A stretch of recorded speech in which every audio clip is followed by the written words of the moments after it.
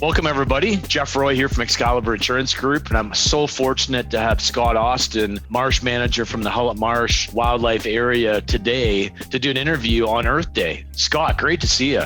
Morning, everybody. It's a great day to celebrate Earth Day, and thanks for having a chat with us, Jeff. I haven't seen you probably for over a year or so. Scott, can you give us the audience here just in a few minutes a backstory of your life and how you ended up becoming the Marsh Manager of the Hullett Provincial Wildlife Area? I'm a graduate of Sir Sanford Fleming College way back in the 80s, so I just dated myself, and I ended up out here in Huron County, and I had a job doing fisheries research on Lake Huron for the Lake Huron Assessment Unit. During those years, I discovered, I wasn't here too long, it was probably 1988, I discovered Hullett Marsh, and I became a user then. I was starting to become a waterfowl hunter. I liked hiking, I liked hunting in general, so I started exploring Hullett Marsh, and I was living down in Grand Bend, and I'm like, wow, this is a great property. And kind of at that point, I got involved. I met some people out there, and there was talk of government cutbacks to the staff that were running the Hullett Marsh Provincial Wildlife Area. Probably 4 permanent staff and up to 4 seasonal on top.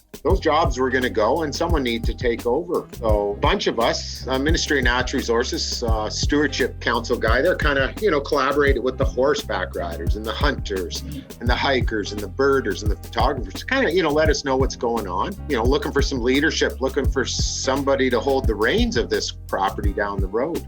I actually was a founding board of director. I filed the incorporation papers. We've been incorporated since 1998.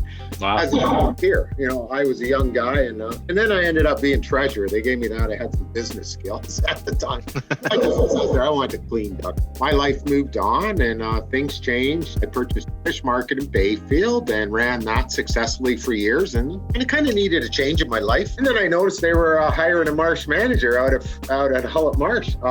It'd been years since I'd been on the property, so I applied for the job, and so it's kind of a complete circle from being a board of director. So now I'm for the board of directors. That's awesome. Great story how it come full circle, how you become from a user to getting the board of directors, then to managing it. So just phenomenal. So. As we all know, wetlands, we're all becoming more aware of of the importance of natural resources and habitats and that. And over the years in southern Ontario, and taking it way back, many wetlands were drained and converted, and forests were logged for agriculture. Wetlands are a hugely important ecosystem. Probably in southwestern Ontario, there's only 15% of remaining natural wetlands. Like, we've lost so much habitat. Ducks Unlimited, big organization. Many people have heard of it. Big, their primary thing is securing wetland habitat. So I guess there was meetings and collaboration between Ministry of Natural Resources in the 70s. So this land was purchased in the 70s by Ministry of Natural Resources. It was identified as marginal agricultural land. As you know, you and I both live in Huron County. We have some of the best agricultural land around here. By far. The Maitland River flowing through the property, was susceptible to flooding. It was good grazing land. This land was purchased. It was basically 6 concession blocks, 3 wide, 2 high. They left out some of the better agricultural lands. They purchased a little bit on the outside. And Ducks Unlimited, this is their largest project in Ontario. They engineered developing wetland cells with the dike system by water structure, so they can manage water levels. And I believe constructions may have started initially in the late 70s and early 80s. And I think it took about 10 years to complete the project. It's 400 acres. Ducks Unlimited has a 99-year lease on their work with the provincial government in Ontario. Ministry of Natural Resources and Forestry oversee Hullett Marsh. That's the main partnership. They work together, and now there's us, the Friends of Hullett. So it's 3 main partners managing the property at this point. So you've been out there, you probably been on the dikes, and you just kind of can envision the bulldozers for years and years, pushing dirt and excavators pulling it up to build this dike system. Yeah, it's pretty amazing. Like, I know Una and I have been out there hiking it, especially during COVID. We really rediscovered the Hullett Marsh, and it's just phenomenal place to just get in touch with nature and just go for a great walk. And there's just so much to see and do. It's a good way to kill 2 or 3 hours. Or you can kill a whole day there easily. So the importance of wetlands is it provides so much habitat. Reptiles, snakes, frogs. A lot of these species are in trouble now. there's quite a bit of turtle awareness now. Water management. We all want clean water, right? A wetland is a filter. Groundwater protection, that we've become quite a bit aware of that over the last 20 years. It's also a lot of diverse ecosystems. So we maintain some of the agricultural land in there. We have 850 acres of agricultural land. We have 1,400 acres of fallow fields, which are grassland. Grasslands are really important habitat, and you need management. If you don't take care of those grasslands, it'll become a successional forest over the years, right? It's that importance, of the water, the wetlands, but the transition zones too, the edge of the pond to the hardwood forest. There's an old sugar shack out there. A lot of people go hiking it. You've probably been out there with Una. Yeah. I saw your great pictures with your snowshoes on Facebook over the winter, and I'm like, right on. That's just, you tagged us, and more people use in the area. So, it's that combination of grasslands, agricultural lands, wetlands, floodplains, hardwood forests, swamplands, and the transition zones in between them. That so many animals need and use. Yeah. One thing I wanted to quickly ask, what are all the activities and the research going on out there? And I'll kind of bring up quickly the slide here. Number one, the Hullett Provincial Wildlife Area is just that. It's a provincial wildlife area. So we're not a provincial park. We're not a municipal park. We're not a park. We're not a conservation. We're a wildlife area. So habitat and management is the number one thing, and providing adult and youth-based recreation is another important thing. And that's part of our mandate. Number one, we're going to promote youth and adult education and provide natural outdoor activity. So it's kind of infinite what you can do out there. Just getting outside, we all enjoy that, right? There's not many places in Ontario where you can load up your horses if you're a horseback rider, trailer out to Hullett Marsh and go horseback riding. That makes it very unique. You can bring your kayak and your canoe. We have multiple canoe launches. You can just go for a walk, snowshoeing, cross-country skiing. We have 13 kilometers of marked trails, and there's 18 kilometers of dike paths. Mountain biking, you go mountain biking. The only banned activities, motorized vehicles, not allowed. But we do allow local snowmobile club to transact the property with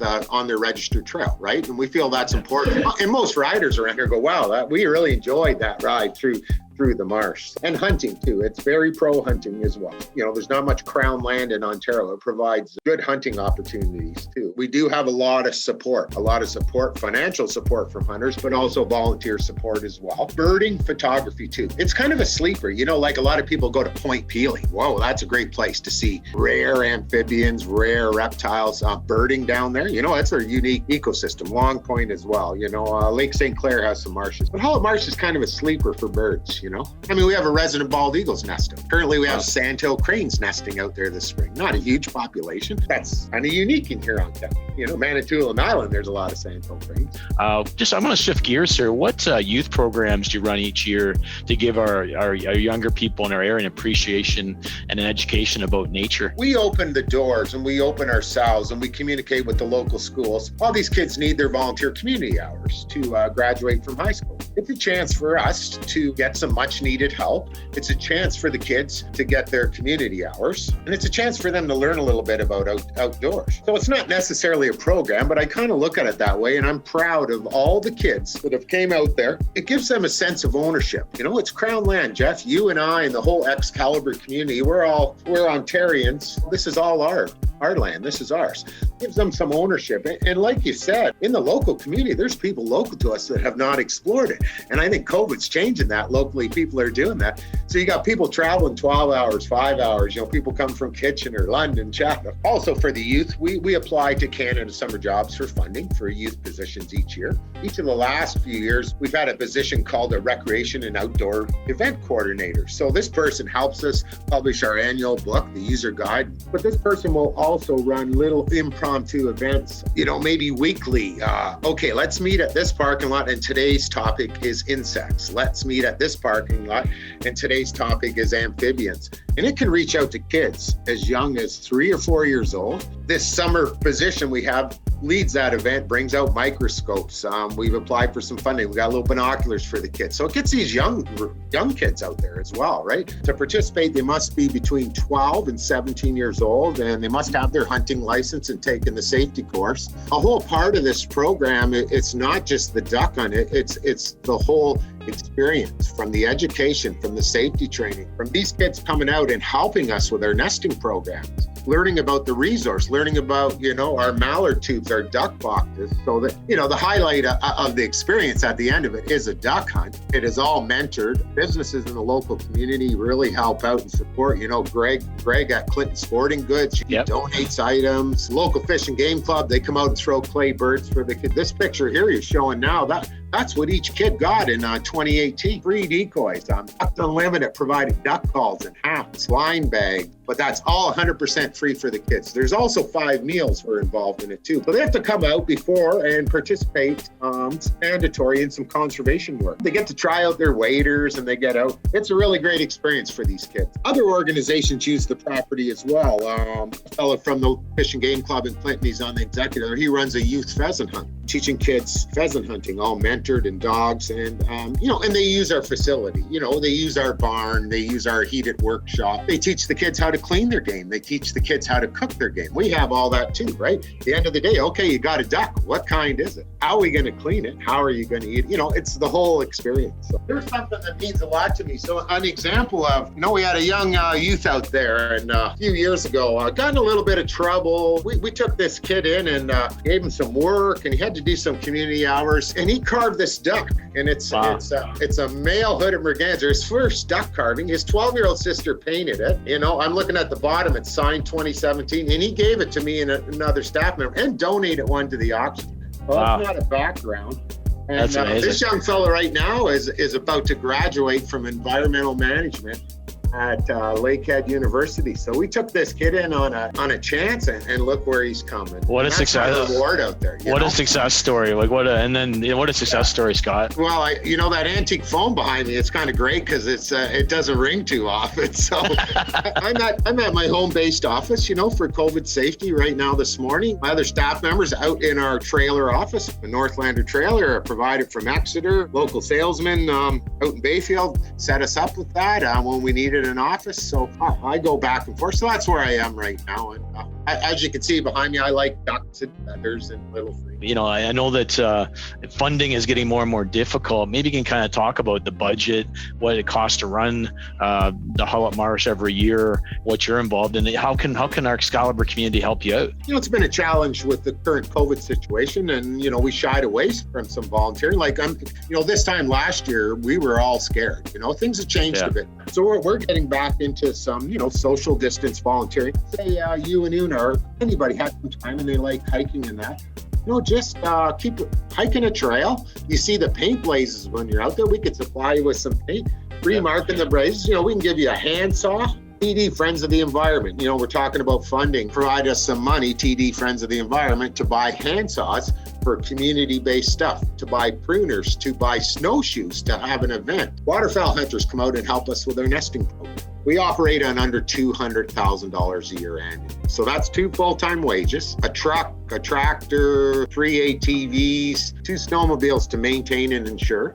We have an internet bill. We have a hydro bill. We have an office out there, just like everybody at home. The only thing we don't pay is property. A big source of our funding is we have an agricultural agreement with a local farmer on our agricultural land, and that money comes right back. And without that money, there would not be a Friends of Hullett. So that's our base. That's our base money, and we try to build from there. And into summer jobs funding to hire students. We have fundraisers. We've had fundraising dinners. Right now, we're doing some online Instagram auction. We're thinking outside the box. We used to have a dinner, and we're going to get back to that once we all get back to normal here. People really loved coming. You and Una came 1 or 2 times. You had a great time, and it was that was a real success story. Membership. Oh, that's a great way. Like on our website, if you want to become a member, some people say, I don't want to be a member. I haven't got time to volunteer. That's fine. Got a little bit of financial support. We have a quick membership form, and it's kind of like when you're shopping online, you start typing in your name and address, fills it out. You get newsletters. We issue a tax receipt. So $25 and up donation, you get a tax sheet. You get a really modern, cool decal for your car. Other ways are,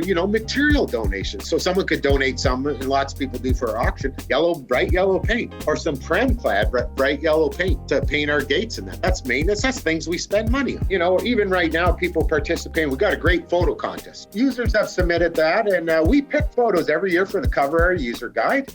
And, from professionals to amateurs, we want to see your pictures. It gives us pictures to share. And this has been really important with people at home in COVID times. And let's say a lot of older people follow us too. They just can't get out there as much as they want. They can enjoy these pictures on our social media platforms. The grand prize is a free membership to Friends of Hullett. That's awesome. Well, I was going to say that some of the photographers, I went on there. There's some great photos. There's some outstanding amateur photographers out there. And for those people that can't, they're stuck inside in the city, they can't leave their area, etc. Or if you're older and you have trouble getting out for a hike, it's just a great way to see it, through somebody else's eyes. So just amazing stuff up there. I mean, we all enjoy it, right? Going on Instagram, looking at a picture, reading what it's about. And that's just one little way you can contribute. So you're out there hiking, send us some pictures, Well, Scott, this has been phenomenal. And your passion for the marsh, getting everybody else fired up about it, it's contagious. And for all the Excalibur community and all the viewers that get to watch this,